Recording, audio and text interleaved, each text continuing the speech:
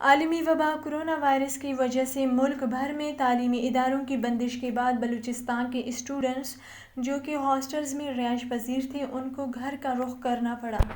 چند دن پہلے H E سی نے آن لائن کلاسز کو جاری رکھنے کا حکم دے دیا تو بلوچستان میں کوئٹہ پریس کلب کے سامنے مختلف طلباء تنظیموں سے تعلق رکھنے والے اسٹوڈنٹس نے 2 روزہ بھوک ہڑتالی کیمپ لگایا۔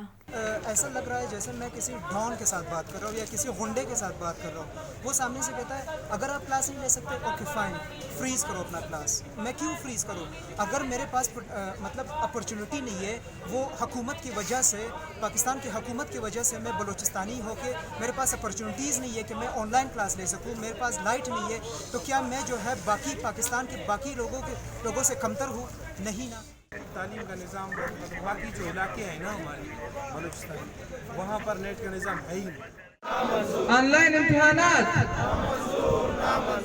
امتحانات، تعلیمی بجٹ میں کٹوتی،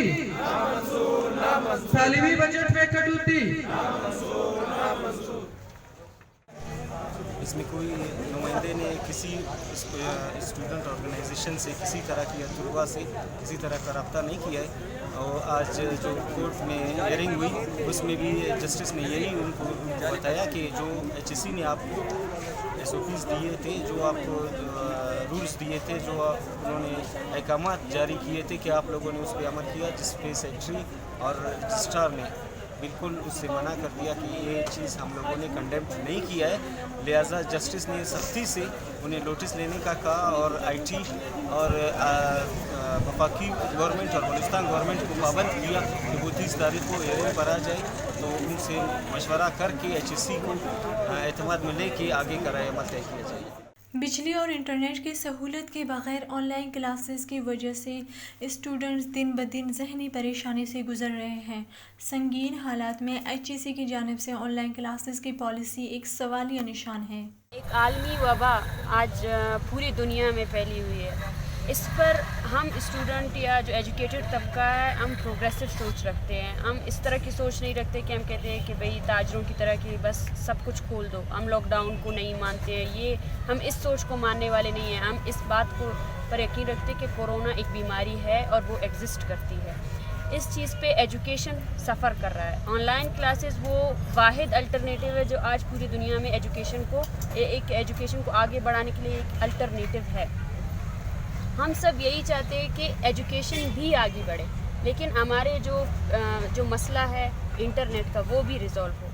یونیورسٹیز کو جب ہم لوگ کہتے ہیں کہ بھئی ہم لوگ بلوچستان سے، بلوچستان میں تو کیا کوئٹہ جو اس کا جو مین شہر ہے وہاں پہ آن لائن کلاسز ہم لوگوں کے لیے مشکل ہے، کیونکہ کوئٹہ جو مین شہر ہے یہاں پہ نہ بجلی ہے، نہ انٹرنیٹ ہے، نہ 3G ہے، نہ 4G ہے، تو لوگ کہتے ہیں کہ اچھا کوئی نہیں، آپ لوگ جو ہے فریز کریں۔ یہ ہوتا ہے ان کا طریقہ۔ ہم نے جو سوچا، ہم نے جو دیکھا، ہم نے جو پڑھا ہے اس میں تو قومیں تعلیم سے بنتی ہیں، لیکن یہاں پہ جو ہے نا وہ اصلی سے نئی قومیں بنانا چاہتے ہیں، تو میرے خیال میں تو یہ نہیں بن سکتی اگر کہ وہ سچ میں بنانا چاہتے ہیں، کچھ نئی تبدیلیاں یہاں پہ لانا چاہتے ہیں، تو ان کو جلد سے بہتر بڑے میسر جو ہے نا ریفارم کی ضرورت ہے۔ اسٹوڈنٹس کا کہنا ہے کہ بلوچستان کے 80% علاقوں میں 3G 4G انٹرنیٹ نہیں ہے، موبائل سگنل کال کے قابل نہیں۔ اس صورتحال میں آن لائن کلاسز کا خوشنما اعلان ناقابل عمل اور اسٹوڈنٹس کے زندگیوں کے ساتھ سنگین مذاق ہے۔